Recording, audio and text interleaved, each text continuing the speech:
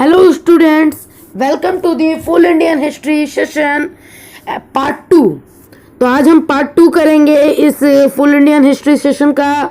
और हमारे चैनल को सब्सक्राइब कर लीजिएगा और वीडियो को लाइक भी कर दीजिएगा और हमारे इस सेशन को चलते रहने के लिए हमें सपोर्ट भी ज़रूर करिएगा। तो आज हम इस सेशन का पार्ट 2 देखेंगे। हमने पिछली वीडियो में 9th नोट्स पे छोड़ा था और आज हम इस वीडियो पे 10th नोट से शुरू करेंगे। तो बिना कोई देरी करे चलिए हम चलते हैं अपने 10th नोट्स पर। तो चलिए शुरू करते हैं। अगर आप सोच रहे हैं कि यहाँ पे इन्होंने 11th कैसे लिख दिया है, यहाँ पे तो 10 होना चाहिए। हाँ, यहाँ पे गलती से मिस्टेक हो गई है, हमने एक नोट छोड़ दिया है, बट हम उसको आपको बता देंगे, वो आप चिंता ना करिए, वो हमारे ऊपर डिपेंड करता है कि हम आपको बताएंगे। तो चलिए शुरू करते हैं। तो पहला नंबर हमारा कहता है that there are 4 types of Vedas, मतलब कुल मिला के 4 प्रकार की वेदाएं होती हैं, मतलब वेद होती हैं। हम इनको हिंदी में वेद कहेंगे, ऐसे वेदास कह रहे हैं, ठीक। तो वेद होती हैं हमारे 4 प्रकार के। कौन कौन सी हैं हमारी? पहली है ऋग्वेदा, दूसरी है सामवेदा, तीसरी है हमारी यजुर्वेदा और चौथी है हमारी अथर्ववेदा।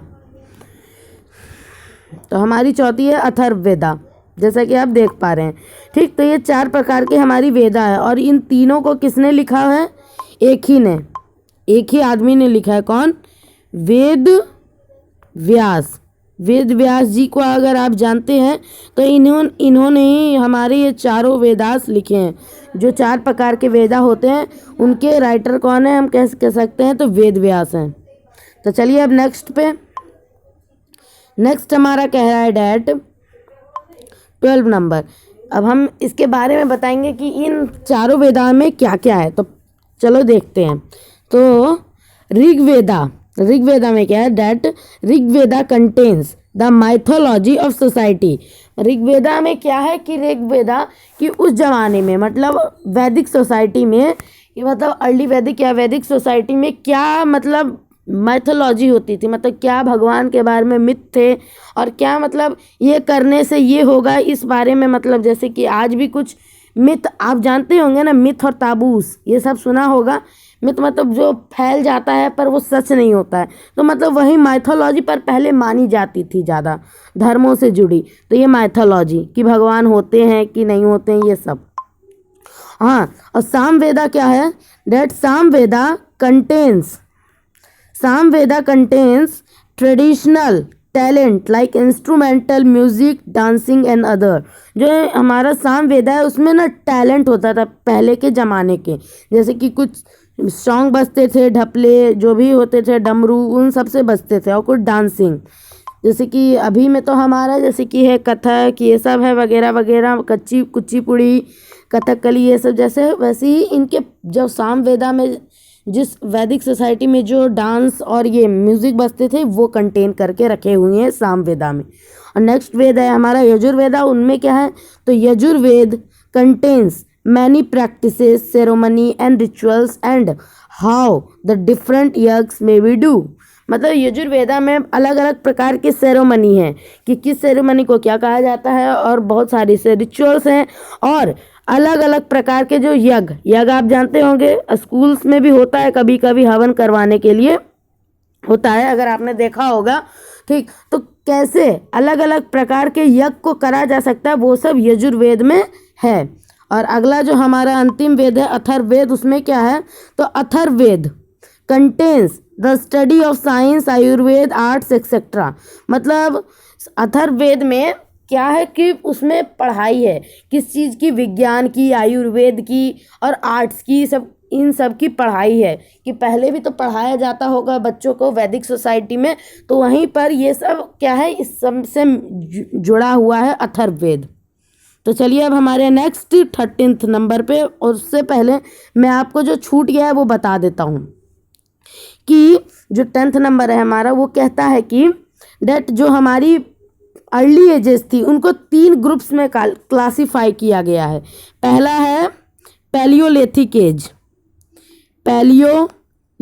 एज, दूसरा है मेसोलिथिक एज,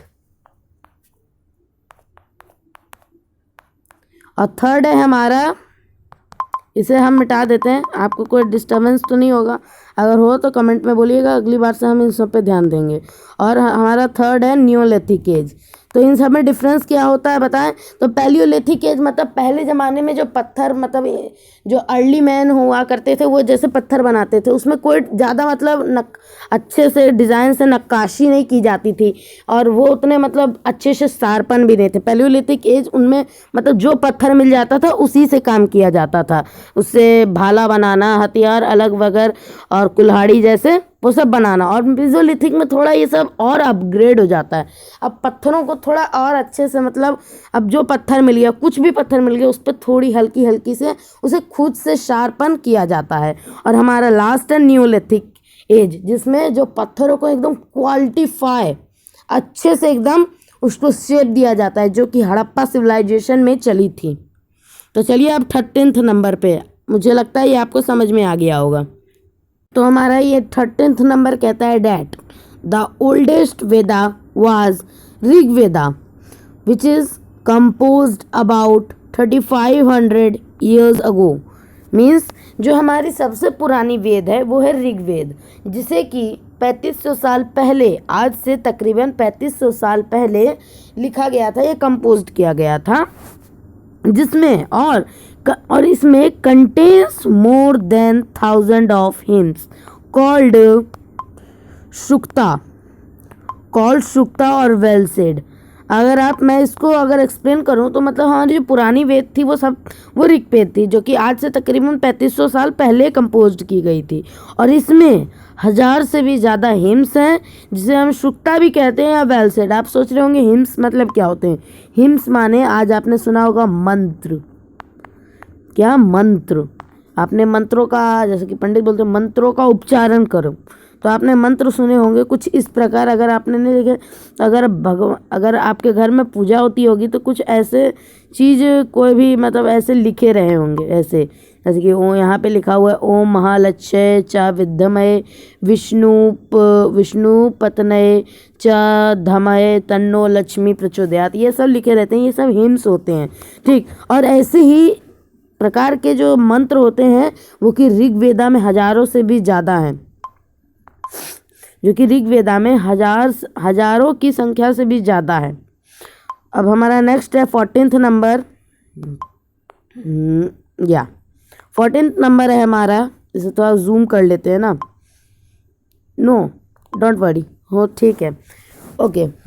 सो हमारे 14th नंबर कह रहा है that Sanskrit is a part of Indo European family. Means अभी हम इस पे एक्सप्लेन करेंगे, अभी देख लीजिए। Sanskrit is a part of Indo European family. North east languages is a part of Tibeto Burman family.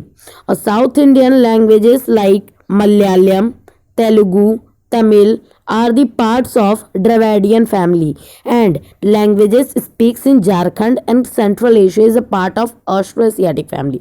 इसका मतलब है जो संस्कृत बोली जाती है, आपने संस्कृत तो सुना होगा, और चाहे कुछ बच्चे ने पढ़ा भी होगा, सुने होंगे। तो संस्कृत जो है ना वो एक इंडो यूरोपियन फैमिली की लैंग्वेज है।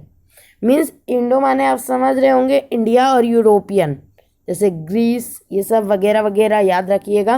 ठीक, तो संस्कृत जो है वो एक इंडो यूरोपियन फैमिली की लैंग्वेज होती है, और जो नॉर्थ ईस्ट लैंग्वेज होती है वो एक तिब्बतो बर्मन फैमिली की लैंग्वेज है। और साउथ इंडियन लैंग्वेजेस जैसे कि मलयालम, तेलुगु और तमिल वो द्रविडियन परिवार भी कह सकते हैं, फैमिली को परिवार ही कहा जाता है, तो द्रविडियन फैमिली का एक पार्ट है ये सब लैंग्वेजेस।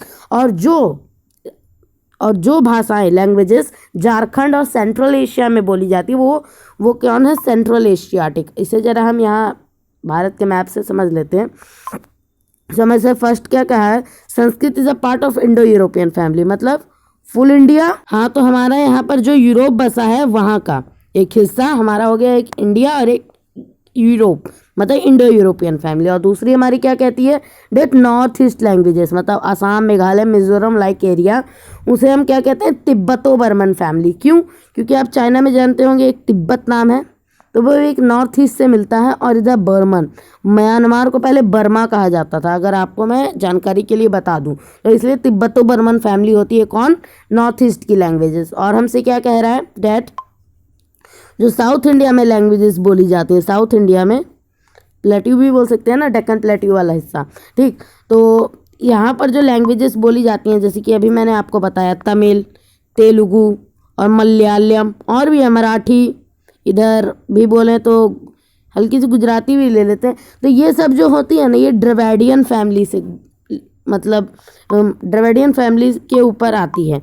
और जो हमारी झारखंड लाइक एरिया, जो बिहार से सटा हुआ सेंट्रल एशिया, मतलब पूरा जो एशिया है हमारा, उसका जो सेंटर वाला हिस्सा है, वहाँ के जो वहाँ पे जो लैंग्वेजेस बोली जाती है, उस हिस्से को क्या कहा जाता है, ऑस्ट्रो एशियाटिक फैमिली की लैंग्वेजेस हैं वो, ठीक। तो मतलब वो जो लैंग्वेजेस बोलते हैं वहाँ के पर्सन, या कोई भी पर्टिकुलर पर्सन, चाहे कोई भी जनता, चाहे कुछ, वो किस फैमिली के बिलोंग करते हैं, ऑस्ट्रो एशियाटिक फैमिली। तो चलिए हम नेक्स्ट 15th नंबर पे, तो हमारा 15th नंबर क्या कहता है डैट, हमारा ये 15 नंबर कहता है डैट, अबाउट 2000 ईयर्स अगो, मतलब आज से तकरीबन 2000 साल पहले, a physician named Charak who wrote his book, Charak Samhita, क्या था, उस कौन सी बुक लिखी थी, चरक संहिता। और अकॉर्डिंग टू दिस, और इस बुक के हिसाब से, जो एक फिजिशियन था चरक, उसकी बुक चरक संहिता के हिसाब से, the human body has 360 bones, but this happens because, ये क्यों हुआ, क्योंकि चरखा also count the teeth, joint and cartilage. मतलब 2000 साल पहले आज से तकरीबन एक फिजिशियन रहता था जिसका नाम था चरक, और उसने अपनी एक बुक लिखी थी जिसका नाम था चरक संहिता, ठीक। और इस बुक के हिसाब से जो ह्यूमन बॉडी है उसमें 360 हड्डियाँ होती है, बट ये हम तो पढ़े हैं कि 206 हड्डियाँ होती हैं। बट ये ऐसा इसलिए हुआ क्योंकि जो चरक है उसने ह्यूमन बॉडी के दांतों, जॉइंट और कार्टिलेज को भी जोड़ के गिन लिया था। चलिए अब नेक्स्ट नंबर पे, अगर आपको चरक संहिता देखनी है जिन्होंने चरक के द्वारा लिखी गई, वो ये रही, ठीक। तो ये चरक संहिता, यही चरक है। इन्होंने ही गलती से हमको बताया कि गलती से, मतलब गलती से नहीं है, उन्होंने दांत, कार्टिलेज और ये जॉइंट्स को भी जोड़ लिया था, ठीक। तो अब चलिए नेक्स्ट नंबर पे। तो नेक्स्ट नंबर हमारा कहता है डैट, यस, तो नेक्स्ट नंबर हमारा कहता है that 16th number, in early period जो पीपल थे उनको were divided into four varnas, okay. In early period people were divided into 4 varnas, मतलब पहले के ज़माने में जो आदमी थे उनको 4 वर्नास में बांट दिया गया था। भाग भी कह सकते हो, पर 4 वर्नास कहना और इम्पोर्टेंट है, ठीक है। तो क्योंकि उन भागों को क्या कहा गया, वर्नास, ठीक। तो 4 वर्नास में बांट दिया गया, किसको, हमारी सोसाइटी को, ठीक। वो कौन कौन से थे, ब्राह्मण्स, क्षत्रियास, वैश्यास और शूद्रास, ठीक। तो ब्राह्मण जो थे सबसे टॉप पर थे और शूद्रास को सबसे नीचे कंसिडर करने लगे, मतलब ब्राह्मण जो है वो सबसे ऊपर है, मतलब अपर कास्ट हम कह सकते हैं, और जो शूद्र हैं वो लोअर कास्ट के हैं, ओके, अंडरस्टैंड। अब चलिए हम 17th नंबर पे चलते हैं। तो हमारा 17th नंबर कहता है डैट, फ्रॉम दीज वर्नास, जो मैंने आपको अभी वर्नास बताए, कौन कौन से, ब्राह्मण्स, क्षत्रिय, वैश्या और शूद्रा, इन वर्नास में से Shudras was excluded for many rituals, उन्हें रिचुअल से अंदर नहीं लिया जाता था, उनको बाहर रखा जाता था, क्योंकि उनको सो कास्ट कंसिडर किया जाता था। तो चलिए अब अपने समझ में आ गया ना, तो कमेंट ज़रूर करिएगा। चलिए अब 18th नंबर पे, तो हमसे 18th नंबर अब कहेगा नेक्स्ट जो है हमारा, तो दा, यहाँ पे बस आप एक वज्जी लगा लीजिएगा, दा के बाद वज्जी, ये ठीक। वज्जी क्या थी पता है? द वज्जी गवर्नमेंट, ठीक, जो वज्जी थी वो मगध से एक सटी हुई किंगडम थी। वो ना मगध की क्या थी? इनेमी थी। मतलब इन दोनों में क्या होता रहता था? झगड़ा चलता रहता था, युद्ध होता रहता था, ठीक, एक दूसरे पे हमला भी होता रहता था। तो क्या कह रहे हैं हम, इस पे आ जाते हैं। The Vajji government was based on गना एंड संघा।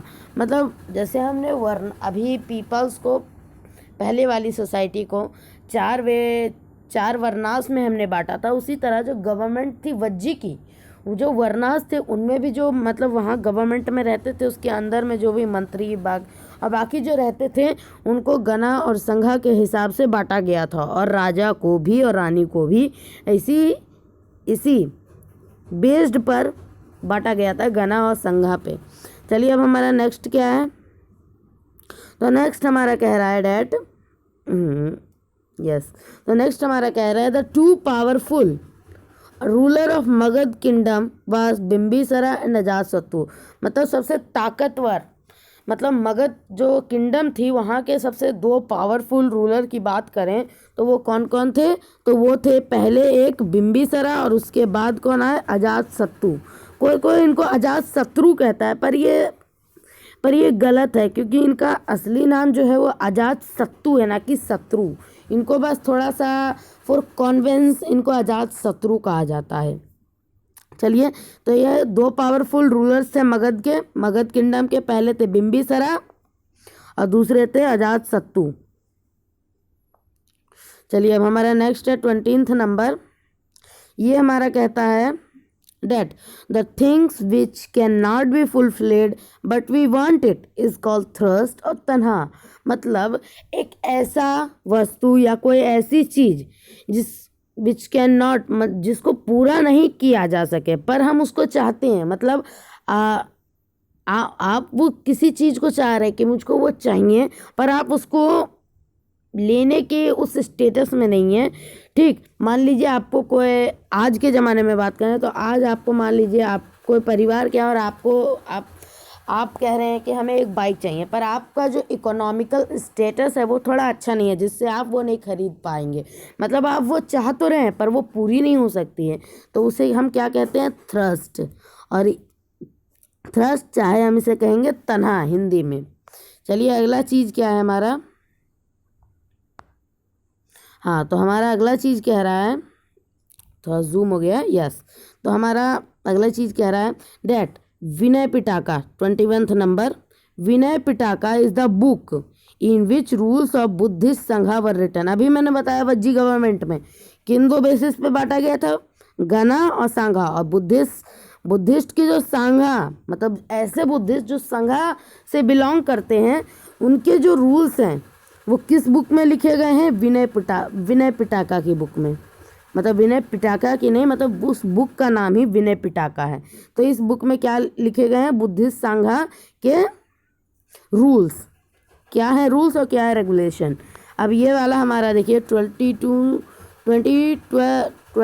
नंबर देखिए। 4 आश्रमास व रिकॉग्नाइज्ड। मतलब जो पहले की सोसाइटी होती थी उसमें पहले से कि मतलब जो आश्रमास, मतलब ये आश्रम नहीं समझ लीजिएगा, उसको 4 आश्रमास में बांटा गया था। तो पहला हिस्सा देखते हैं क्या है। पहला हिस्सा ब्रह्मचार्य। ब्रह्मचार्य मतलब अगर मैं आपको बताऊं, ब्रह्मचार्य मतलब सॉरी मिट गया, ठीक, तो इसे हम थोड़ा पतला कर लेते हैं, यस, ठीक है। तो हम पहला था हमारा ब्रह्मचार्य। ब्रह्मचार्य मतलब पढ़ाई, सिर्फ केवल पढ़ाई, मतलब ज्ञान। आपको गुरु जी से ज्ञान लेना है, सब कुछ सीखना है, तो वो जो आपका लाइफ टाइम होता है उसे ब्रह्मचार्य कहा जाता है। उसके बाद आता है गृहस्थ, मतलब मैरी हो जाना है किसी के साथ और फिर अपना रोजी रोटी चलाना है, तो उसे हम गृहस्थ कहते हैं। और उसके बाद आता है हमारा वनप्रस्थ, मतलब आपको जंगल के साथ समय बिताना है, वनों के साथ समय बिताना है, पर आप घर भी जा सकते हैं, बट आपको क्या करना होगा? जंगल में रह के ही अपना काम काज जो करना है वो वहीं पे करेंगे। आपको वहीं के फल पानी जो करना है आपको जंगल से ही उसका सेवन करना पड़ेगा। मतलब अभी आप घर को पूरा नहीं छोड़े हैं, बट ये स्थिति कब आएगी, जब होगा संन्यास। जो अंतिम आश्रमास होता है कोई भी आदमी का पहले वाले ज़माने में, उसे संन्यास कहा जाता था। इसमें आपको अपने घर को पूरी तरह छोड़ के अपने ज्ञान की तरफ चल जाना है, उसे ही हम संन्यास कहते थे। तो मतलब कौन कौन से हो गए 4 गो, तो पहले हो गया ब्रह्मचार्य, दूसरा हो गया गृहस्थ, तीसरा हो गया वानप्रस्थ और चौथा है संन्यास। ठीक, तो ये 4 आश्रमास रिकॉग्नाइज्ड किए गए थे वैदिक सोसाइटी में। चलिए अब हमारे 23rd नंबर पे। यस, तो हमारा 23rd नंबर क्या कहता है ये समझते हैं। तो 23rd नंबर हमारा कहता है डैट मेगास्थीन्स। ठीक, मेगास्थीन्स अच्छा रहेगा। ठीक, एक आदमी है ग्रीस का, इसलिए आपको नाम थोड़ा अगर अलग सा लग रहा है तो मैं आपको बता दे रहा हूँ। ठीक, तो मेगास्थीन्स वाज द एम्बेसडर। एम्बेसडर मतलब क्या होता है, राजदूत। मतलब कोई पर्टिकुलर किंगडम का कोई एक आदमी दूसरी किंगडम में जो बैठता है उसे राजदूत कहा जाता है।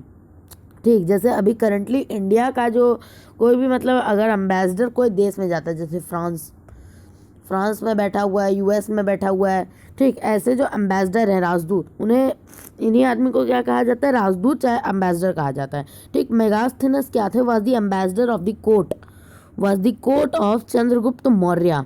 ठीक, वो किस कोर्ट के मतलब एम्बेसडर थे, मेगास्थनीस, तो चंद्र के कोर्ट के एम्बेसडर थे।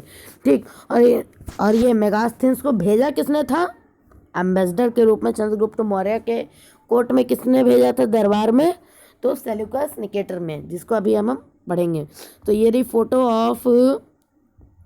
ऑफ क्या, मेगास्थनीस, इन्होंने यही गए थे। अब मुझे पता है इतना, ये तो मूर्ति दिखा रहे हैं, बट इतना करंटली फ़ोटो कैसे आएगा, उस ज़माने में तो कैमरा इन्वेंट ही नहीं हुए थे। ठीक, तो ये होते हैं। अब ऐसे भी ग्रीस के जितने रोमन लोग होते हैं ना, इनका ऐसे ही मतलब निकाला जाता है।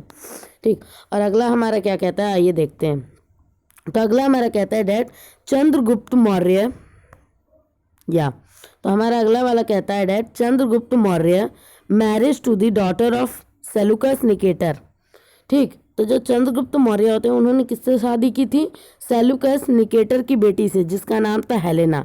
क्यों, क्योंकि जब चंद्रगुप्त मौर्य मतलब सेल्यूकस निकेटर ने अटैक कर दिया था चंद्रगुप्त मौर्य पर, उस युद्ध में क्या होता है, सेल्यूकस निकेटर को मतलब हरा देते हैं चंद्रगुप्त मौर्य। और तो सेल्यूकस निकेटर बोलते हैं कि हम अपनी बेटी दे देंगे, तो आप हमें छोड़ दीजिए। ठीक, तो इस बात पर चंद्रगुप्त मौर्य मान जाते हैं और वो रिश्ता पक्का कर लेते हैं। और फिर वो सेल्यूकस निकेटर अपनी बेटी हेलेना दे देते हैं उसके बाद। और इन्होंने चंद्रगुप्त मौर्य ने फ्रॉम ऑल्सो धूर्धरा, ठीक, इनसे भी की थी शादी। हु इज़ द डॉटर, जो कि किसकी बेटी थी, who is the daughter of Dhanananda. ठीक, who is the daughter of Dhanananda की बेटी थी, और जिनके दादाजी का नाम मतलब ग्रैंडफादर का नाम था महापद्मनंदा। ये मैंने क्यों लिया है, क्योंकि ये मोस्ट फेमस कौन है, नंदा रूलर थे ये महापद्मनंदा, इसलिए मैंने मना में ग्रैंडफादर नहीं लेता। ठीक, क्योंकि इनके पिता थे धनानंदा और इनके ग्रैंडफादर थे जो मोस्ट पॉपुलर नंदा रूलर थे। ठीक, महापद्मनंदा। नेक्स्ट हमारे देखते हैं चंद्रगुप्त मौर्य का, आप समझिए, अगर आपको ध्यान से देख सकते हैं आप सब नाम। उसके बाद हमारे लास्ट बचा हुआ है, आइए देखते हैं, क्योंकि हमारा लास्ट नोट है। अगले पार्ट से फिर हम कि इस नंबर से, जिस नंबर से छोड़ रहे हैं 25th नंबर से छोड़ रहे हैं, तो हमें अगले वीडियो में हम 26 नंबर से शुरू करेंगे। तो देखते हैं क्या है। तो 25th नंबर हमारा कह रहा है मेगास्थनीस। अभी ऊपर बताया, उनकी फ़ोटो भी मैंने अभी आपको दिखाई है, ये रही, ये मेगास्थनीस है। मेगास्थनीस है। तो आइए अब समझते हैं इनके बारे में। अब अगला 25th नंबर में इनके बारे में क्या दिया है। तो मेगास्थनीस रॉट हिज अकाउंट, मतलब उन्होंने अपना एक अकाउंट मतलब लिखा कि उन्होंने अबाउट किसके बारे में, about what he saw in India, उन्होंने भारत में क्या देखा, आज का भारत चाहे मतलब उस जमाने के भारत में उन्होंने क्या देखा था। ठीक, और उस चीज़ को उन्होंने किस बुक में लिखा, एक बुक में लिखा जिसका नाम उन्होंने रखा इंडिका।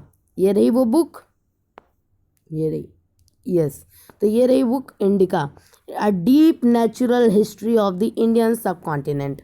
इंडियन सब कॉन्टिनेंट मतलब समझते हैं ना, मतलब जो इंडिया है हमारा, ये ठीक, मान लीजिए हमारा इंडिया है, अब इतना छोटा हो गया, कोई बात नहीं, आप समझ जाएंगे। ठीक ठीक, तो इंडिया सब कॉन्टिनेंट मतलब इंडिया से जो सटे हैं, जैसे पाकिस्तान इधर है, ऊपर से चाइना भी सटा हुआ है, इधर से म्यांमार, और इधर से अफ़गानिस्तान भी सटा हुआ है, ऊपर से ऐसे आता है, और नीचे से श्रीलंका भी है, और बांग्लादेश भी। ये सब जितने हैं तो ये मिल के क्या बनाते हैं, एक इंडियन सब कॉन्टिनेंट बनाते हैं। ये भी आपकी डिटेल के लिए मैंने बता दिया। और आज की वीडियो में सिर्फ इतना ही। अगर आपको अच्छे से समझना है तो वीडियो को फिर से देखें। अगर कोई भी प्रॉब्लम हो तो प्लीज़ कमेंट में ज़रूर पूछिए। ठीक, तो आज की वीडियो में सिर्फ इतना ही, और पार्ट 2 यहाँ पे ख़त्म होता है। हम अगली वीडियो से 26 नंबर से शुरू करेंगे। तब तक के लिए थैंक यू।